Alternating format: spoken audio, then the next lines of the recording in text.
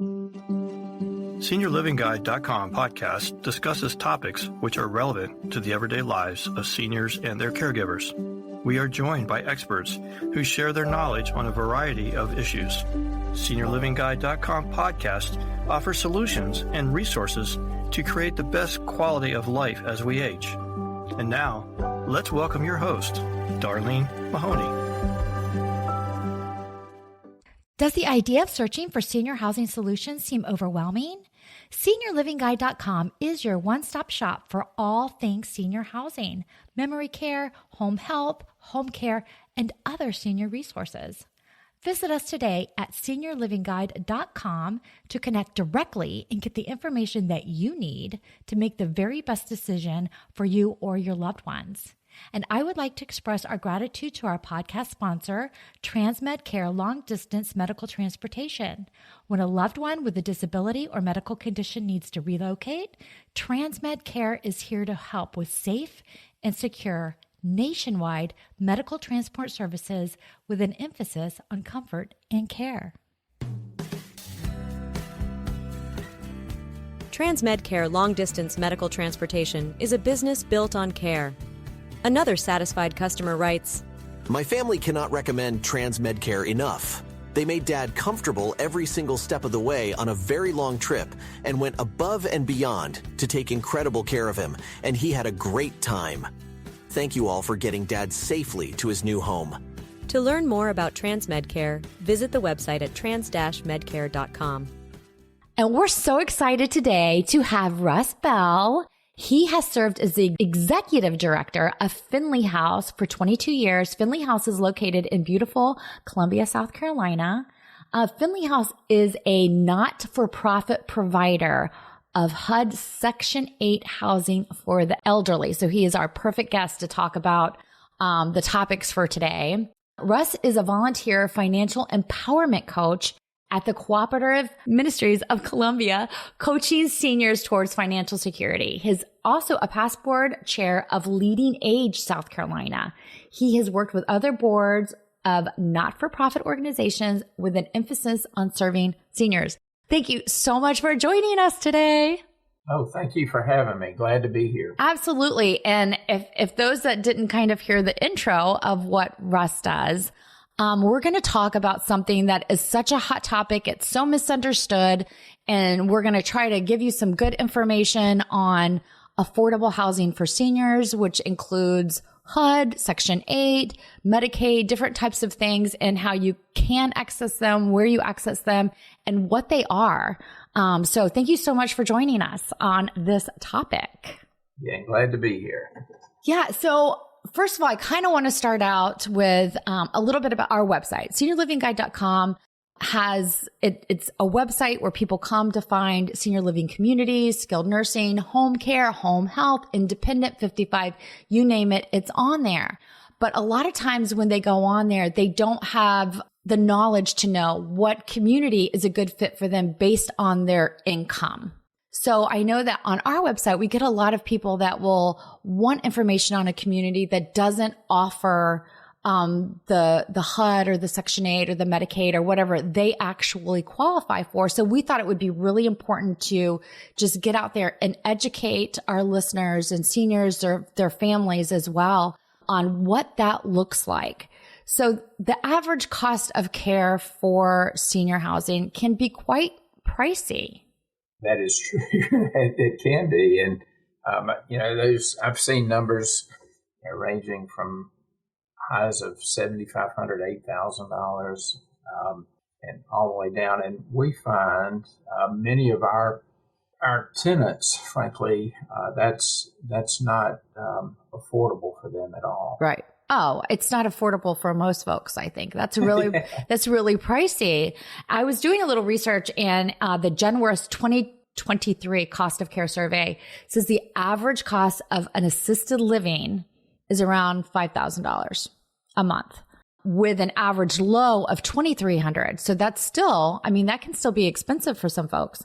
But the highs average around $8,055 is what the average highs are. And clearly that's for, your more luxury, retirement, assisted livings, or independence, whatever the case may be. So I'm really excited to kind of share what you can educate us with today. So tell me a little bit about what is HUD? Okay, absolutely. HUD, the Department of Housing and Urban Development, and they do a lot of different things, but in our realm, they provide Section 8 housing. Mm-hmm. And all of that really means is housing that the federal government subsidizes, that allows a tenant to pay 30% of their income approximately in monthly rent. And in our case, that 30% includes their utilities. So they have housing becomes affordable. Mm-hmm. And basically what HUD does is they administer the flow of that money from the federal government to the housing provider, which would be us. Mm-hmm. Like I mentioned before, the tenant pays approximately 30% of their income in rent. And in our case, that includes electricity and gas and water and sewer, so their utilities are covered. To make it more practical, an example, if a tenant has income of $1,000 a month, they would pay $300 a month to us, the housing provider, in rent and utilities, and that would leave them $700 a month to live on for other necessities. That could be food, groceries, or eating out. That could be transportation. That could be any sorts of things, like maybe furnishing their apartment. So frequently tenants move in from a situation where they were making $1,000 a month and their rents were $500, $600, or $700. And they tell us that before moving in to live at Finley House, they were struggling to make ends meet. It's very difficult, even for an individual, to live on $300 or $400 per month. Virtually impossible. Not in this economy. It's not. Especially if you own a car and you're paying car insurance. I mean, and those two things combined, boom, you're done. There's nothing left. Yes. So your community and a lot of the communities that we really want to focus on are specifically for seniors. So we're not talking about, HUD is available to everyone, correct? That is true. Folks 18 and over would access HUD, and that would be termed multifamily. Folks 55 and over who are disabled, there are HUD programs for them. Our particular program is for folks 62 and over. And so HUD has a special designation. They call that elderly. The older I get, that doesn't seem to be true. I get that for sure. That's right. That's the term that they use, elderly. So if a person's 62 and over, and I'm sure in a few minutes we'll cover the process to find HUD housing or Section 8 housing, but you're going to look for elderly housing when you start digging into the HUD website. Okay. And so I just kind of want to make clear, because I know we've chatted about this for a little bit, that our listeners understand we're talking about independent communities, independent living. We're not talking about assisted or skilled. That's a whole different ball of wax. That's exactly right. Independent would be a person is mobile, they're able to ambulate, and that would really be important in the event of some form of emergency, which rarely happens, but you have to consider that. They can, I like to phrase it, manage themselves. They can cook and prepare food for themselves. They can clean their apartments by themselves. They can take their medicines and medications by themselves, and they can handle their finances by themselves. Now, sometimes home health aides do come in to help with some of those factors, but the vast majority of the time, the tenant is going to be by themselves, so they need to be able to do those things.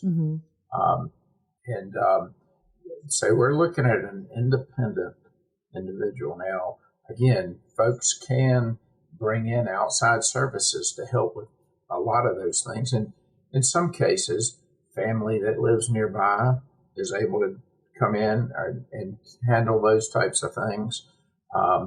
But again, that's an independent person. They're able to function most of their activities of daily living on their own. Right. And so also, as far as HUD Section 8 for seniors, for those 62 plus independent, not every community is going to take that. Is it a voucher that you get, kind of? Is that what it is? Actually, our situation, we're called a project-based Section 8. So we have the relationship with HUD, and tenants apply, or folks apply to live under our project-based Section 8. Mm-hmm. There are voucher programs, and that the tenant would have the relationship directly with the housing authority or HUD. In our case, it's called a project-based. We've been open since 1973, and we've had that HUD relationship that long. And so we're responsible for making sure that we comply with HUD's rules and regulations, and our tenants do as well. Right. I appreciate that. I do want to know, is that something that's normal for communities that accept HUD that are independent plus or independent for 62 plus? Is that normal, or is it typically you go through HUD? Typically you go through HUD. Most of my experience, frankly, all of my experience in HUD Section 8 housing has been in a project-based environment like Finley House. So most of providers for elderly HUD Section 8 housing, it's done through a project-based environment. Okay. Understood. So I did want to find out if one of our listeners thinks they may qualify or needs to qualify, or they're struggling to find housing. So what are some of the things that they would need to present to HUD to get qualified? Certainly. I think a little bit before that, let's talk a little bit. How do you find project-based HUD Section 8 for the elderly? And my best recommendation would be to go to the HUD website, is HUD-HUD.gov. And when that website loads into your computer, it has an area, a tab that mentions find housing or find apartments. Click on that. It's going to present to you the whole United States, and you look for your state or where you're interested in moving, and you click on that, and then it breaks it down by county, city. And so if you, for instance, put in Columbia, South Carolina, it would list the properties that are HUD Section 8 in Columbia, South Carolina. And you can break that down further into elderly, which is the type of HUD housing that we're talking about. And so it would list out every provider in the metropolitan area that you're searching for, and it gives you name of people to call, it gives you phone numbers, websites to look at, and that type of thing. So HUD makes it fairly easy once you get to that to their website how to do that. So once you do that, you would call and inquire. Do you have any apartments available? And one thing that you're going to find is that most HUD Section 8 properties for the elderly have a wait list. Yes. And that wait list is going to range anywhere from, a few months up to 2 years. So you would inquire, you're accepting applications. Most everybody is accepting applications and adding to their website. So you'll complete an application. It's not anything too difficult. And actually, the housing provider would offer assistance to help you fill that out, but most people can do it. So you'd complete that. They're going to ask you to document your legal name and your date of birth and your social security number. You do that simply by providing your birth certificate a current picture ID, and your Social Security card. So they're going to want to, at some point, that's typically enough to get you started. But at some point, you're going to need proof of your income. That could be your Social Security award letter, or if you're out working, you would provide pay stubs and that type of thing, and landlord references. Typically, providers or landlords in this case, they're going to screen for credit history and criminal background history. And part of the reason for that, you might say, boy, that doesn't seem fair or what have you, but a landlord is committed to all of the tenants to provide safe housing. And so there is some screening involved. Yeah. I did want to ask a question. The criminal history, I totally understand. And I actually understand the credit history as well. But is that something that's really strict? Because a lot of folks that are really earning lower incomes may not have great credit history. But most, we find frequently that people have zero credit history. And that's okay. We're looking for a history of meeting obligations. Mm-hmm.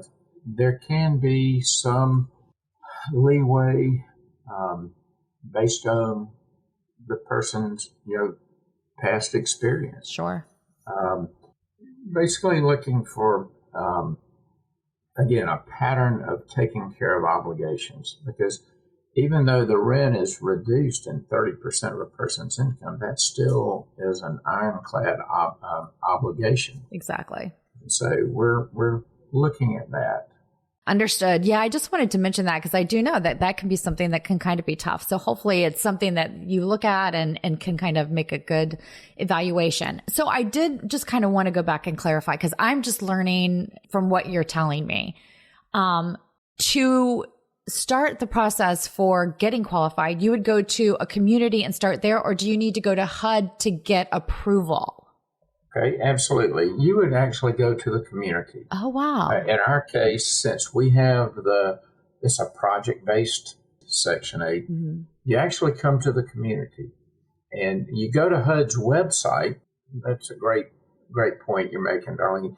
You go to HUD's website to find out where the resources are, okay, or where the potential communities are that you would move into.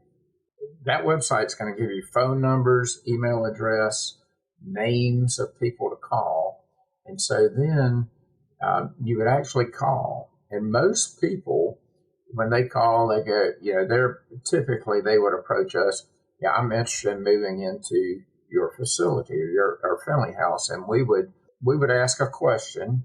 Would you like for me to mail you an application, or would you like to come by and pick one up? Mm. And so we're glad to mail them. We can email mm-hmm. the application. We try to make that easy. Mm-hmm. If they come and pick one up, typically it's going to take a little bit of time to fill out the application, gather, the birth certificate and the ID and the Social Security card. Most people, where is my Social Security card? I hadn't looked at that in how long. And so they like to take the application home. Mm-hmm. And so we ask applicants to call and set an appointment, because we want to be able to give you undivided attention. We want to make sure that when you come in to bring in that application, that that time slot that we give you is yours. And so our leasing agent devotes undivided attention, answers questions. Usually that application return, it can be done in as little as 15 or 30 minutes, but most of the time it lasts about an hour. Yeah. Because most applicants have a lot of questions. What's it like to live here? That type of thing. As well they should. This is going to be where their new home for a period is going to be. Yes. Yeah, you mentioned it'll be their home. Mm-hmm. We have tenants who've lived with us 15 and 20 years. Wow. Some as long as 25 years. Wow. But so it's like you mentioned, And it is a long-term decision. Yeah. So we want a person to be comfortable when they make the decision to live here. Yeah, I love that. And that's exactly how it should be. Hi, this is Andrew Brainerd, owner of TransMedCare Long Distance Medical Transportation. When the time comes to relocate a loved one under medical care, TransMedCare is here to help. We offer nationwide medical transport services with fully customized vans providing all the comforts of home, and licensed medical professionals to accompany your loved one along every mile. At TransMedCare, nothing is more important than bringing your loved one home safely. Visit our website at trans-medcare.com. So one of the takeaways that I would take a little bit from what you just shared is if you are going to start that process, go ahead and get all of these items ready. I know that I started renewing my passport and it has actually expired and I didn't have all that ready. I thought I could just go on there and go boom, boom. Oh my gosh. It is still a process. So actually it asked for my birth certificate and I had to order it because I couldn't find it. So I'm just going, oh my gosh, this is going to take forever. So if I had kind of gone through and done a little bit of homework on what I needed to start that process, I would have it all on the upfront. Versus going backwards where I have half my application filled out hanging and I'm waiting on a birth certificate to come in the mail. So to go through that really quickly. So you need a legal name, a date of birth. They should have their social security and their social security card. They need their card. Okay. Yes. So that's part of that is, I'm sorry. So no, sometimes that's something you have to go and get at the Social Security office because just like you mentioned, I'm not sure what my Social Security card is. Yeah. Most of us need it when we, the first day of employment to verify our social. Yeah. And I've been at Family House for 22 years. If I had to find my Social Security card now, it would take a while. Yeah. I'd have to dig through files and folders. Exactly. And the legal name, that's really done through your birth certificate. Okay. And certainly in the case of married folks, their legal name would change from their birth certificate, but that would be evident on a current state-issued ID. Right. So just having all that together, I think when you walk in, that's going to make that process significantly easier for them and then also for the community that's working with them. So they're not, yes, exactly. So those are really good takeaways. Exactly right. As well. So when HUD provides an apartment, are there certain criteria that apartment has to have to provide? Do they have to, they're covering the rent, but does that apartment have to have a stove? Does it have to have a refrigerator? Does it have to have specific items within it for sustainable? Yes. Okay. So, most of our tenants do not have a stove or refrigerator that they can bring. And so to know that it's operating properly, we provide that. Okay. So each apartment has a stove and a refrigerator. We have, in essence, central air conditioning, central heat that we provide. We provide all the maintenance in the apartment. So before a person moves in, most apartments go through a process that they're repainted. Frequently, they're recarpeted and new vinyl put in the kitchen and the bathroom. Anything that does not work properly in that apartment, we repair it. Because my maintenance team, they've experienced all sorts of things in the apartment. They know what to do. If somebody calls, well, my air conditioner is not producing, it's not cool enough. It may need a new filter. It may need a cleaning or just things like that. So we provide all the maintenance. Family House we have a library. We have several meeting rooms. Some of those are designed for big groups. Interesting thing that we do the Thursday before Thanksgiving, we have a Thanksgiving dinner for all of our tenants. We have a big room that we can do that in. We have smaller areas. Tenants we don't ask them to rent it per se, but they just let us know and reserve a room for family dinners. I have a lady who's hosting her family this coming Sunday afternoon. We provide all of those things. So it's fab. I love what you guys are doing. I think that warms my heart because I know that it is really, really hard for seniors to find really good, high quality living that are on a low income.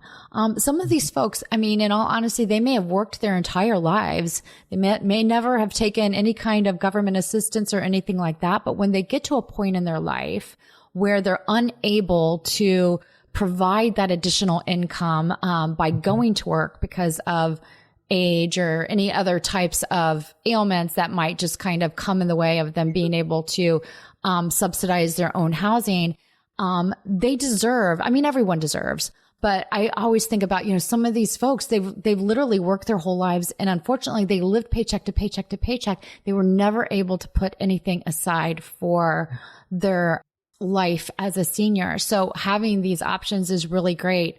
Is this something that HUD, so if we have a listener that's located in North Dakota, is this something that they need to look in? Is this something that HUD kind of requires, this kind of living, where you have the stove and the refrigerator and all the resources that you need? Is that something that you have to provide to be qualified with HUD? I guess that's really what I'm getting at. Yeah, I don't think so. There may be an answer to that question, but I don't think that HUD requires that. But it's just a matter of practicality, I think. Yeah. Darlene, that they're not, some folks would be moving from a home in a downsizing scenario, that some event has occurred in their life, maybe the death of a spouse or something that would move that way. But most of the time, it's been our experience, our applicants are saying, I need everything. We don't furnish the apartment because they typically bring bedroom suites or living room furniture. But as far as appliances, most folks do not have appliances that we come across. So the stove and refrigerators, that's standard for us. And I'm pretty sure that would be standard. I would imagine. Through all communities. Yes. Even an apartment complex provides those items. The only thing they sometimes do not provide is a washer and dryer, if there's even a hookup for that. So that would be something different. I do want to, before we, I want to just touch on the difference between HUD and when people are looking for assisted living, because HUD doesn't cover assisting, but Medicaid could, which is help on the, I want to say on the rental end for assisted, but what I'm understanding that it just covers the cost by reducing, and it does not actually pay for the room and board. So it would cover the medical side of assisted living, but not the room and the board. Am I correct on that? That's my understanding, yes. Okay. So those that need a little more care on the assisted, HUD is not an option for them. Section 8 is not an option for them, but Medicaid could be helpful. That is correct. Yes. Okay. All right. And I think reaching out to Medicaid, and that could be a whole new podcast that we might do for sure. But one of the other things that I wanted to mention before we sign off is, you talked a little bit about it's 30% of the income and they have X amount. That X amount can still, go really, really fast. And, right now we're in 2024 when going to the grocery store is painful. I can go in there and I know my bill is probably almost double. I'll walk out with, 4 bags and it's over $100 and there's no meat. I'm just like going, this is crazy. I can remember back in the day, I could shop for my family of 4 and spend $200 every 2 weeks and we would have dinner. That's not possible anymore. So my thought is other outside services are still can be obtained. So food banks, different providers, maybe Meals on Wheels, those types of things can also fill in the gaps. Absolutely. And in fact, HUD is, we participate in a HUD grant for what's called service coordination. And service coordination, basically, they're coordinating outside services, community services, food banks, some other types of service, including transportation, with our clients, with our tenants. And so our tenants are able to access other services in the community. On a monthly basis, our local food bank delivers 75 to 80 food boxes with staples for our tenants. And that helps make that extra money, the money that they're not paying for rent, go much longer. Sure. Meals on Wheels. So our service coordinators, they brought in a local agency to do cooking classes for our tenants. Fantastic. I love how that. To eat healthier. Yeah. How to eat healthier. So pretty much on a every other week basis, we have some program. The cooking class lasts for 8 weeks. So they dive a little deeper into, it's not just a one-off type thing. And so we ask local providers, actually a government agency comes in and does Medicare option discussion with our tenants. We don't allow salespeople to do that. We have a local council on aging that comes in and does that, just from trying to make it easier for our folks to get by on limited income. Yeah. Yeah. That's the key. And not only get by, but thrive. Thrive. I mean, they still have to have a life. You still have to live your life with joy, happiness, connections, and activity. That's, to me, I love the cooking class thing because honestly, I cook, but I'm not very good. Doesn't matter how hard I try. And I think if I had a few cooking classes, it could maybe help me where I'm not losing my mind. But no, I love that. That's fabulous. So going to HUD.gov is going to be your best case scenario to find the communities. And one of the things you want to add to our listeners, maybe put in your back pocket, ask, do you offer service coordination? Yeah. That would be a bonus for that community as well. So that's definitely a bonus for sure. Absolutely. And then I always want to mention when we're talking about government websites, it's super important to have that .gov as your URL, your website link, because sometimes you'll go to look for it and different websites that are not HUD.gov come out. I'm not sure on this case, but in Medicare, everything has something of that nature. And it's a sponsored website that's not a .gov website. So I always really want to drive home that point. Really look for that .gov. Absolutely. Yeah, for sure. And I do remember that the tab that you're going to hit when you pull up the HUD.gov is search for an apartment.